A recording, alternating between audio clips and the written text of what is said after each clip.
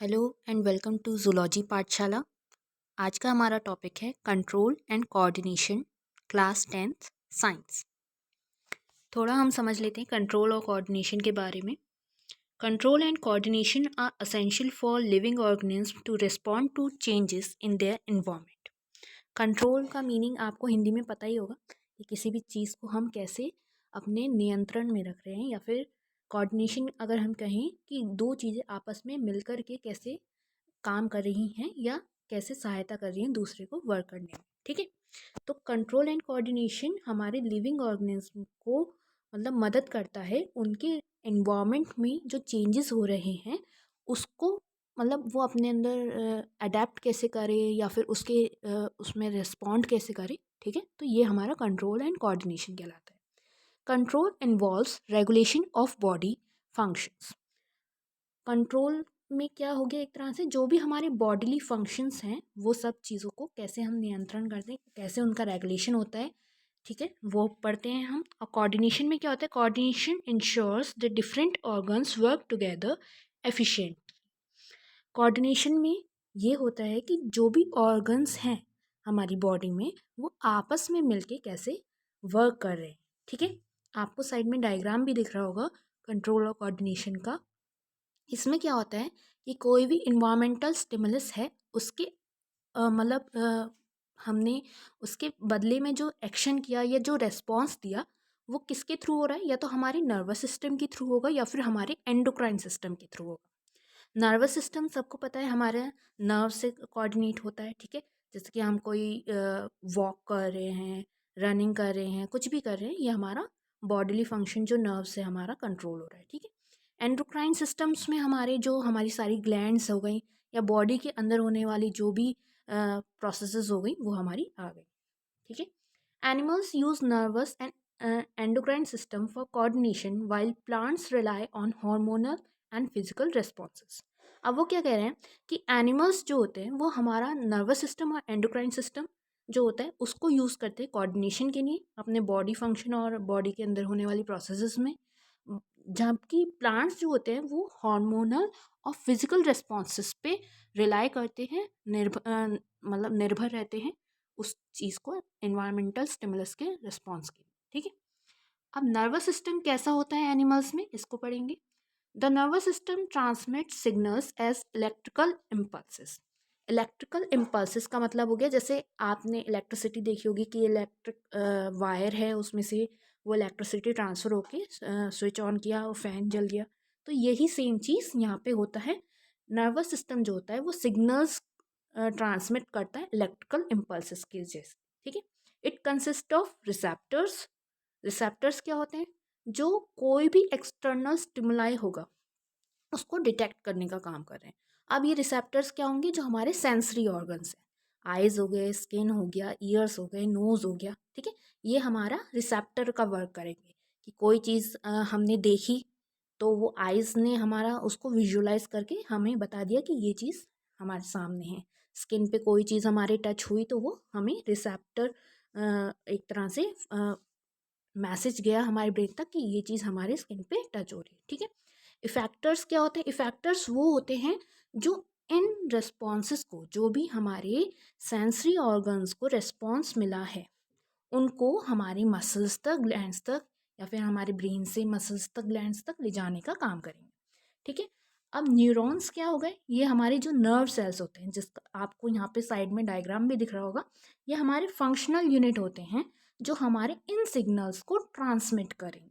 ठीक है, आपको यहाँ पे ये जो डायग्राम दिख रहा है ये इंपॉर्टेंट है, आपके एग्जाम में आ सकता है, तो आप इसको अच्छे से प्रिपेयर करके जाइएगा। टाइप्स ऑफ न्यूरॉन्स अब क्या होते हैं और उनका फंक्शन क्या होता है। अगर हम टाइप्स ऑफ न्यूरॉन्स की बात करें तो सबसे पहला है हमारा सेंसरी न्यूरॉन्स। सेंसरी न्यूरॉन्स जैसे अभी मैंने बताया सेंस ऑर्गन से रिलेटेड जो होंगे, ये क्या करेंगे, carry impulses from receptor to CNS. CNS central nervous system. ठीक है, जो किससे फॉर्म होता है, ब्रेन या फिर स्पाइनल कॉर्ड से। ये क्या करेंगे, जो भी हमारे सेंस ऑर्गन्स ने कोई भी चीज़ का सेंस किया तो उसको ये सेंट्रल नर्वस सिस्टम यानी कि हमारे ब्रेन या फिर स्पाइनल कॉर्ड तक पहुंचाने में मदद करेंगे। मोटर न्यूरॉन्स क्या होंगे, carry impulses from central nervous system to effectors.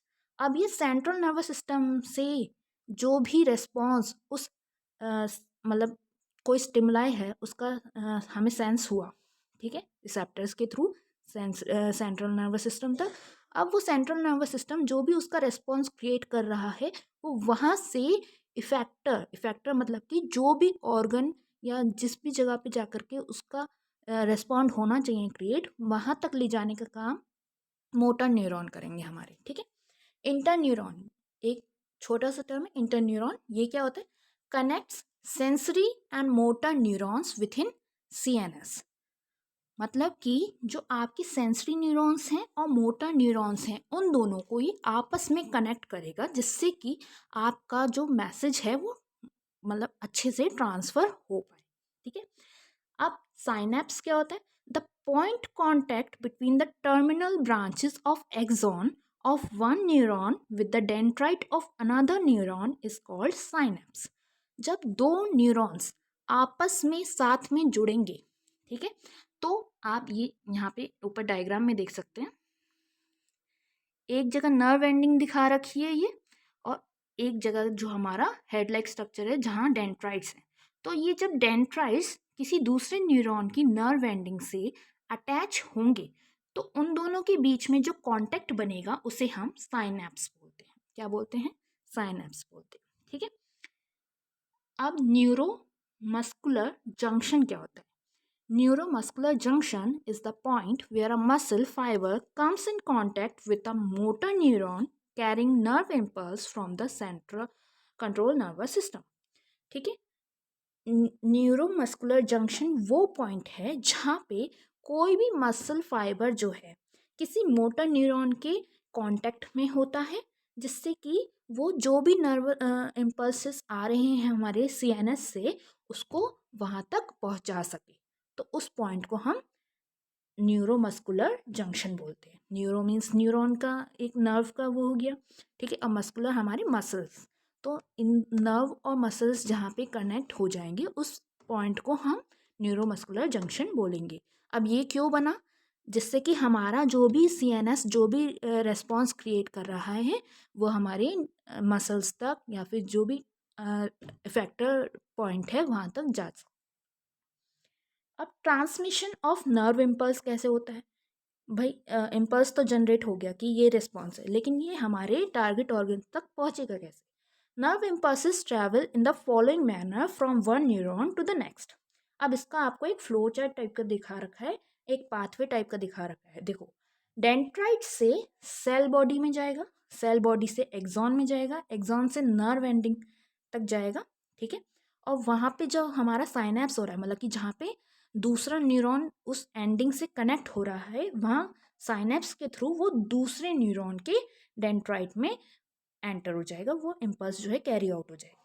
तो ऐसे करके वो एक के बाद एक न्यूरॉन में इम्पल्स जो है वो कैरी आउट होते होते हमारे टारगेट ऑर्गन तक जाएगा, ठीक है। Chemical release from axon tip of one neuron cross the synapse of neuromuscular junction to reach the next cell. अब ये जो केमिकल रिलीज हो रहा है एक न्यूरॉन की एक्सॉन टिप से, वो क्या करेगा? इस साइनेप्स को क्रॉस करके वो न्यूरोमस्कुलर जंक्शन तक पहुंचेगा, जिससे कि वो नेक्स्ट सेल पे जा सके, ठीक है। अब नर्वस सिस्टम की अगर हम बात करें तो नर्वस सिस्टम हमारे में दो टाइप के हो गए, central nervous system, peripheral nervous system. Central nervous system हमारा मैंने आपको बताया ब्रेन और स्पाइनल कॉर्ड से मिलकर बना है, ठीक है। ब्रेन क्या करेगा? Receives and processes sensory information, initiates responses, stores memories, generate thoughts and emotions. Brain में जो भी हमारा थिंकिंग प्रोसेस हो रहा है, जो भी हमारा मतलब कोई स्टिमुलाई के उसमें हमें रिस्पॉन्स करना है, ये सारी चीज़ें हमारी ब्रेन में जा कर के फंक्शन होंगी, ठीक है। वो हमारे मेमोरीज को स्टोर करेगा, कोई भी इंफॉर्मेशन हमें मिली है तो उसको स्टोर करेगा, ठीक है। स्पाइनल कॉर्ड क्या करेगा? Conduct signals to and from the brain, controls reflex activities. Spinal cord का काम ये है कि वो इन रिसेप्टर्स से जो इम्पल्स आ रहे हैं उनको ब्रेन तक ले जाए, ठीक है। और जो ब्रेन से रेस्पॉन्सेस क्रिएट हो रहे हैं, इफेक्टर इम्पल्स क्रिएट हो रहे हैं, उनको वो बॉडी तक ले जाए, ठीक है। और इसके साथ साथ में वो रिफ्लेक्स एक्टिविटीज़, अभी आप आगे पढ़ेंगे कि रिफ्लेक्स एक्टिविटीज़ या फिर रिफ्लेक्स आर्क क्या होता है, उनको भी स्पाइनल कॉर्ड जो है कंडक्ट करता है या कंट्रोल करता है। पेरिफेरल नर्वस सिस्टम की अगर हम बात करें तो उसमें हमारे मोटर न्यूरॉन्स और सेंसरी न्यूरॉन्स अभी आपने पढ़े थे, वो आ गए हमारे। ठीक है, तो जो सेंट्रल नर्वस सिस्टम से हमारे जो भी रेस्पॉन्सेस क्रिएट हो रहे हैं उनको मसल्स और ग्लैंड्स तक ले जाने का काम मोटर न्यूरॉन्स करेंगे, अभी बताया था। और सेंसरी न्यूरॉन्स जो होंगे वो सेंसरी ऑर्गन्स से जो भी रिसेप्टर इम्पल्स क्रिएट हो रही है उनको सेंट्रल नर्वस सिस्टम तक ले जाने का काम करेंगे। ठीक है, इसके बारे में आगे पढ़ते हैं। सेंट्रल नर्वस सिस्टम क्या होता है? ब्रेन और स्पाइनल कॉर्ड। ये क्या करेगा? प्रोसेस करेगा इंफॉर्मेशन को और कंट्रोल करेगा रेस्पॉन्सेस को। पेरिफेरल नर्वस सिस्टम क्या होता है? Includes nerves that connect CNS to the rest of the body. ऐसी नर्व्स होंगी जो सेंट्रल नर्वस सिस्टम को बॉडी से कनेक्ट करेगा, carry signals between CNS and body parts. अब ये और क्या काम करेगा? ये सिग्नल को कैरी करने का काम करेगा सेंट्रल नर्वस सिस्टम और बॉडी पार्ट्स के बीच में, चाहे वो देने का काम हो या लेने का काम। ठीक है, ऑटोनोमिक नर्वस सिस्टम क्या होता है? Controls involuntary actions like heart beat and digestion. Autonomic nervous system वो हो गया जिसमें हमारा कोई कंट्रोल नहीं है, वो खुद ब खुद ही वर्किंग कर रहा है। जैसे कि हमारी हार्ट बीट है, हम उसे कंट्रोल नहीं कर सकते। हमारा आई ब्लिंकिंग है, उसे हम कंट्रोल नहीं कर सकते। तो ये चीज़ें ऑटोनॉमिक नर्वस सिस्टम का पार्ट होती है। ठीक है, कंट्रोल होती हैं। अब ये ऑटोनॉमिक नर्वस सिस्टम जो है ये भी दो पार्ट में डिवाइडेड है। फर्स्ट है हमारा सिंपैथेटिक नर्वस सिस्टम। ये क्या होता है? Sympathetic nervous system is a part of the autonomic nervous system which regulates involuntary bodily functions। जो हमारे इन्वॉलेंट्री बॉडीली फंक्शन होते हैं, जो हमारे मतलब कंट्रोल में नहीं है, ऐसे बॉडीली फंक्शंस जो हैं वो सिंपैथेटिक नर्वस सिस्टम के द्वारा कंट्रोल होते हैं। ठीक है, when faced with a perceived threat or a stressful situation, the SNS activates and triggers what is known as the fight or flight response। जब भी कोई स्ट्रेसफुल सिचुएशन आती है या कोई ऐसी ट्रिगरिंग सिचुएशन आती है जिसमें हम बॉडी को लगता है कि उसको कुछ खतरा है, तो ये ऐसे रेस्पॉन्सेस क्रिएट करते हैं, या तो वो फाइट करे, मतलब कि उस स्टिमुलस से लड़े वो, या फिर फ्लाइट करे। फ्लाइट मतलब कि वो वहाँ से गायब हो जाए या उड़ जाए। ठीक है, this physiological reaction prepares the body to either confront the danger, fight और फ्ली फ्रॉम इट, फ्लाइट। ठीक है, या तो वो उसको डेंजर को सामना करे, फाइट करे उससे, या फिर उससे दूर चला जाए। ठीक है, अब पैरासिम्पैथेटिक नर्वस सिस्टम क्या होता है? Parasympathetic nervous system is a crucial part of the autonomic nervous system which also includes the sympathetic nervous system.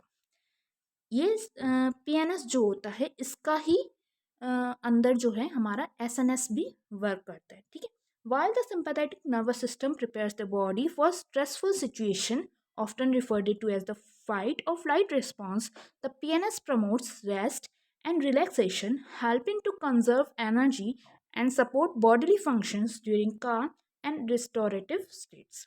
अब ये क्या करेगा? मान लो एसएनएस जो है वो फाइट और फ्लाइट की कंडीशन को क्रिएट कर रहा है, तो हमारा जो पैरासिम्पैथेटिक नर्वस सिस्टम होगा ये क्या करेगा? ये हमारे रेस्ट और रिलैक्सेशन वाली स्टेट्स को मतलब कि फंक्शन करेगा।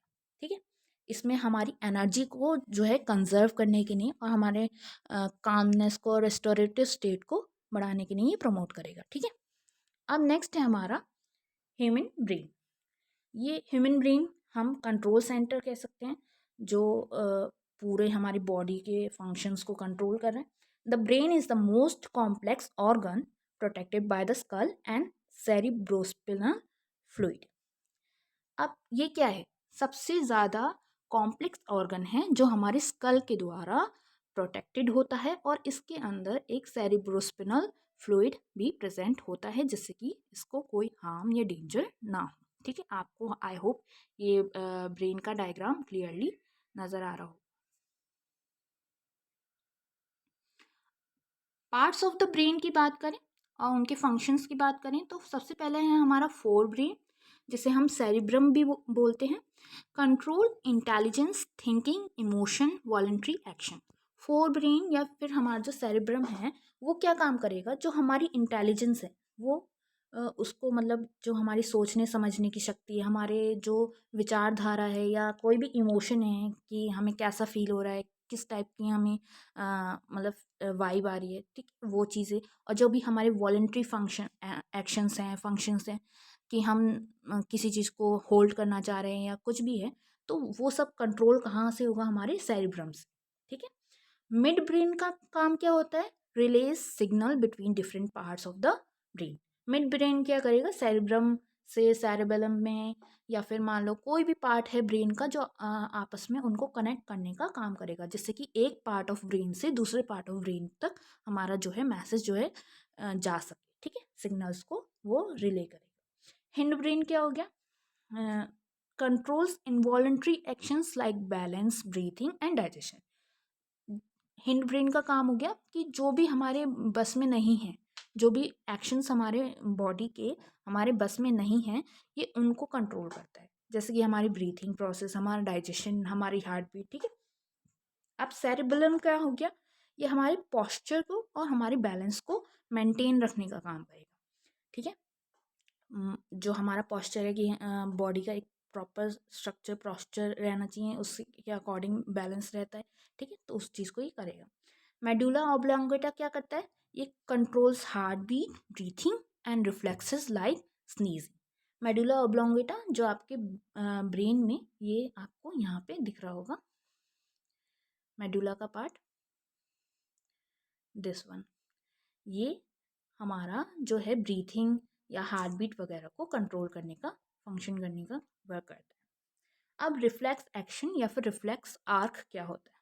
Reflex action an autonomic quick involuntary response to a stimulus, for example pulling hand away from heat. Reflex action क्या हो गया कि हमने मान लो कोई गर्म चीज़ है, उसको हमने हाथ लगाया तो हमें हीट मतलब ज़्यादा गर्म लगा तो हम एकदम से उस पे से हमारे हाथ जलने की वजह से हम हाथ हटा लेंगे, तो ये हमारा रिफ्लेक्स एक्शन हो गया, ठीक है? ये हमारे ब्रेन तक सिग्नल गया कि वो चीज़ गर्म है, हमारा हाथ जल सकता है, तो हम एकदम से उस पे से हमारा रिस्पॉन्स आया कि हाथ हटा लो, तो हमने वो reflex action in a minute of seconds, मतलब कि बिल्कुल सेकेंड्स में ही हम एकदम से हाथ अपना पीछे कर लेंगे, तो ये रिफ्लेक्स एक्शन होता है, ठीक है? एकदम से हमारे ब्रेन ने, स्पाइनल कॉर्ड ने हमें रिस्पॉन्स भेजा कि नहीं, ये हमारे लिए डेंजर, ठीक है?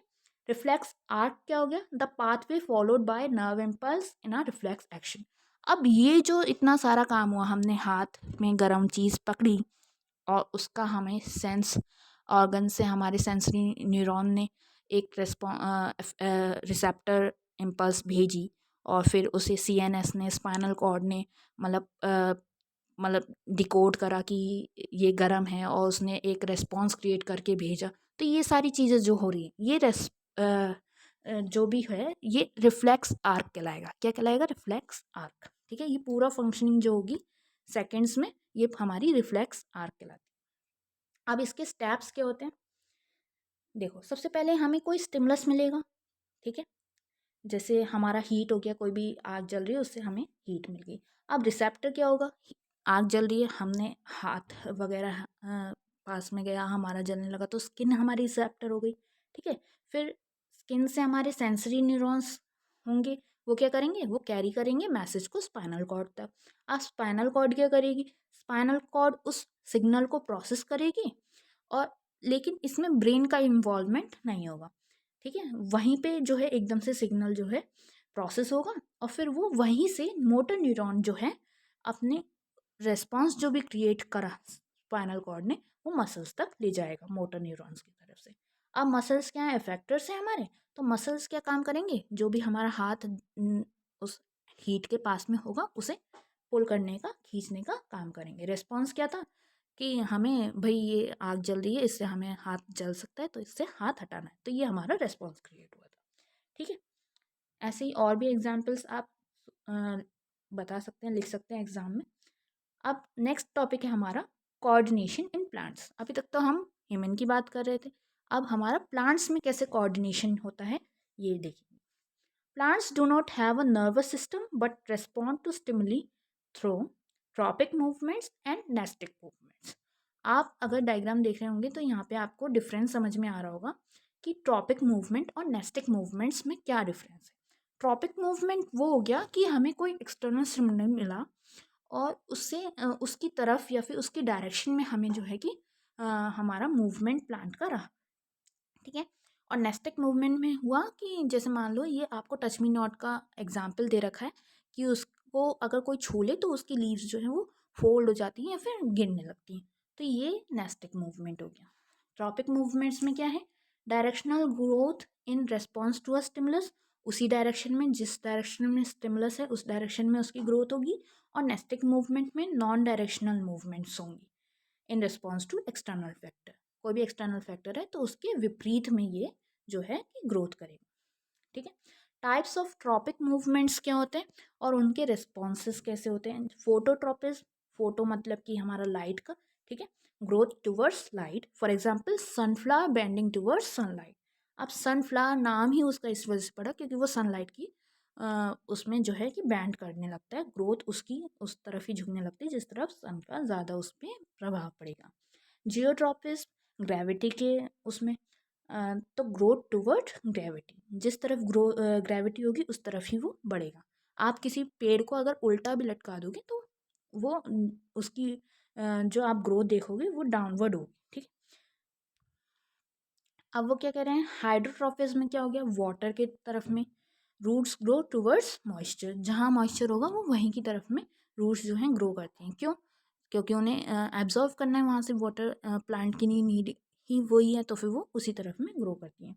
थिगोमो thigmotropism, growth in response to touch, for example tendrils of climbing plants wrap around support. कोई भी क्लाइंबिंग प्लांट आप देखोगे तो वो वॉल की तरह हारे या कोई डंडा लगा हुआ है, कोई भी चीज़ है तो उसके सहारे वो उसको पकड़ करके उसके आजू बाजू लिपट करके ही वो बढ़ता है, तो ये थिग्मोट्रॉपिज्म हो गया, ठीक है। अब नेस्टिक मूवमेंट्स की अगर हम बात करें कैसे होते हैं और उनके रेस्पॉन्सेस कैसे होते हैं, तो सिस्मोनेस्टी ये टच का रेस्पॉन्स हो गया, ठीक है। जैसे अभी हमने टच मी नॉट का पढ़ा था कि वो अपनी लीव्स को टच कोई करे उसे तो वो फोल्ड कर लेता है, ठीक है। और ऐसे ही फोटोनेस्टी होती है, ये होता है लाइट का रिस्पॉन्स। इसमें क्या होता है, जो रात में खिलने वाले फ्लावर्स होंगे वो दिन में जो है बंद रहते हैं, क्यों भाई, रात में उनको सनलाइट वगैरह का प्रॉब्लम है, तो फिर वो सनलाइट का जब टाइम होगा, डे का जो टाइम होगा तो वो उसमें क्लोज रहेंगे। अब प्लांट हॉर्मोन्स क्या होते हैं, फाइटो हॉर्मोन्स भी बोल सकते हैं हम इन्हें, ठीक है। अब ये प्लांट हॉर्मोन्स क्या करेंगे, ये प्लांट्स की ग्रोथ को रेगुलेट करने में मदद करेंगे, ठीक है। अब इनका फंक्शन क्या है और किस टाइप के हॉर्मोन्स होते हैं। फर्स्ट है हमारे auxins, promote stem elongation, phototropism. Auxins क्या काम करेगा, ये हमारी जो पेड़ की स्टेम है उसको बढ़ाने में, या फिर फोटोट्रॉपिज्म जो हमारा लाइट की डायरेक्शन में जो हमारा मूवमेंट हो रहा था उसको करने में ही मदद करता है, ठीक है, उसके लिए रिस्पॉन्सिबल होता है। अब गिबरेलिन्स क्या होते हैं, stimulate seed germination and fruit growth. जो हमारा सीड का जर्मिनेशन प्रोसेस हो रहा है या फिर फ्रूट की जो ग्रोथ हो रही है through out the plant life, वो गिबरलिन हॉर्मोन्स के मतलब की फंक्शनिंग से होगी, ठीक है। साइटोकिनेंस क्या होते हैं, प्रमोट सेल डिवीजन। भाई प्लांट्स तो हमने छोटे सीड की फॉर्म में लगाया, जर्मिनेशन हो गया, अब वो बढ़ता कैसे जाएगा, वो एक ट्री की फॉर्म कैसे लेगा, तो ये सेल डिवीजन होगा, तो वो कौन प्रमोट कर रहा है, साइटोकिनेंस। और एब्सिसिक एसिड ABA क्या करेगा, ये ग्रोथ को इनहिबिट करेगा और प्रमोट्स करेगा सीड डोर्मेंसी को, सीड का ज़्यादा प्रोडक्शन हो और ग्रोथ भी अच्छी रहे, ठीक है।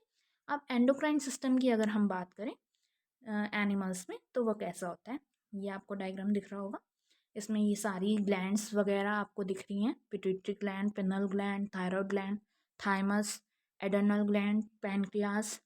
अब ये सारी ग्लैंड तो कॉमन थी, लेकिन जब हम मेल की बात करेंगे तो मेल में टेस्टिस हो जाएंगी और फीमेल की बात करेंगे तो ओवरी हो जाएगी इन ग्लैंड्स के साथ में, ठीक है। ये क्या होते हैं, hormones are chemical messengers secreted by endocrine glands into the blood stream. Hormones ऐसे केमिकल मैसेंजर्स होते हैं जो एंडोक्राइन ग्लैंड्स, जितनी भी ये ग्लैंड्स दे रखी हैं आपको, ये सारी ग्लैंड्स केमिकल मैसेंजर्स को हमारे ब्लड स्ट्रीम में छोड़ती हैं या रिलीज़ करती हैं, जिन्हें हम हॉर्मोन्स बोलते हैं। इनका कुछ ना कुछ अपना पर्टिकुलर इफेक्ट या फिर पर्टिकुलर फंक्शन होता है, तभी ये रिलीज़ होंगे, अदरवाइज़ ये नहीं होते। Endocrine glands do not have ducts, इनके पास डक्ट्स नहीं होती। वो एक्सोक्राइन ग्लैंड्स होती हैं जिनमें डक्ट्स होती हैं, और एंडोक्राइन ग्लैंड्स में डक्ट्स नहीं होती। ठीक है, अब कौन से ग्लैंड का क्या हार्मोन सिक्रीशन हो रहा है और उस हार्मोन का क्या फंक्शन है ये देखते हैं। जैसे पिट्यूटरी ग्लैंड में ग्रोथ हार्मोन की बात हो गई। ग्रोथ हार्मोन क्या होता है? ये हमारा जो बॉडी की ग्रोथ है उसको कंट्रोल करेगा। ठीक है, थायराइड ग्लैंड में जो है थायरॉक्सिन प्रोड्यूस होगा, थायरॉक्सिन हार्मोन। ये क्या करेगा? हमारे मेटाबॉलिज्म को रेगुलेट करेगा। और जो भी हमारे इसकी अगर डेफिशिएंसी हो गई, थायरॉक्सिन की अगर किसी को डेफिशिएंसी हो गई, तो उसको गॉइटर जैसी प्रॉब्लम्स जो है फेस करनी पड़ेंगी। ठीक है, पैनक्रियाज में हमारा इंसुलिन प्रोड्यूस होता है। अब ये क्या करता है? ब्लड शुगर लेवल्स को हमारे रेगुलेट करता है। ठीक है, लेकिन अगर इंसुलिन की किसी को डेफिशिएंसी हो जाए तो उसको डायबिटीज़ हो सकती है। ठीक है, एडर्नल ग्लैंड क्या करेगी? एडर्नलिन प्रोड्यूस करेगी। ये क्या करेगा? फाइट और फ्लाइट रिस्पॉन्स पढ़ा था अभी आपने एसएनएस में, सिंपैथेटिक नर्वस सिस्टम में, ये उसमें ही हेल्प करता है। ठीक है, अगर हम फीमेल की अभी बात करें तो ओवरीज होती हैं, तो उसमें से दो हमारे जो है मेन हॉर्मोन्स प्रोड्यूस होते हैं, एस्ट्रोजन और प्रोगेस्टेरोन। तो ये दोनों क्या करेंगे? मेंस्ट्रुअल साइकिल और प्रेगनेंसी में रोल प्ले करते हैं। ठीक है, और अगर हम मेल्स की बात करें तो टेस्टिस हो गया, उसमें क्या हो गया? टेस्टोस्टेरोन। तो ये हमारे मेल रिप्रोडक्टिव ऑर्गन्स को डेवलपमेंट के लिए मदद करते हैं। ठीक है, अब नर्व्स और हार्मोनल कंट्रोल में क्या डिफरेंस है? तो पहले तो हम बता देते हैं कि कौन सा नेचर हो गया, या फिर कोई फीचर बता देते हैं। जैसे नेचर ऑफ सिग्नल क्या है नर्वस सिस्टम का? इलेक्ट्रिकल इम्पल्स है। ठीक है, इलेक्ट्रिकल इम्पल्स के फॉर्म में ये जो है मैसेज इधर से उधर करता है। लेकिन एंडोक्राइन सिस्टम क्या करेगा? वो हॉर्मोन्स की फॉर्म में मैसेजेस को रेगुलेट करेगा बॉडी में। अब स्पीड की बात करें तो नर्वस सिस्टम की स्पीड बहुत ज़्यादा तेज़ी से होती है, इलेक्ट्रिकल इम्पल्सेस बहुत ज़्यादा तेज़ी से फ्लो करती हैं। एंडोक्राइन सिस्टम में क्योंकि हार्मोन रिलीज़ हो रहे हैं तो ये स्लोली रिलीज़ होते हैं। ठीक है, और अगर हम ड्यूरेशन ऑफ रिस्पॉन्स की बात करें तो नर्वस सिस्टम का जो रिस्पॉन्स होता है वो शॉर्ट लिव्ड होता है जनरली, और एंडोक्राइन सिस्टम का लॉन्ग लास्टिंग होता है, क्योंकि ये हार्मोन कंटिन्यूस वे में सिक्रीट हो रहे होते हैं। मोड ऑफ ट्रांसपोर्ट की अगर हम बात करें तो नर्वस सिस्टम है, नर्व से बना होगा, न्यूरॉन से बना होगा, तो ऑब्वियस सी बात है उनसे ही कंडक्ट होगा, उनसे ही ट्रांसपोर्ट होगा। और एंडोक्राइन सिस्टम में हार्मोन्स जो हैं सीधे के सीधे ब्लड स्ट्रीम में छोड़ दिए जाते हैं, तो ये ब्लड स्ट्रीम से रेगुलेट होता है, ब्लड सर्कुलेशन में रेगुलेट होता है।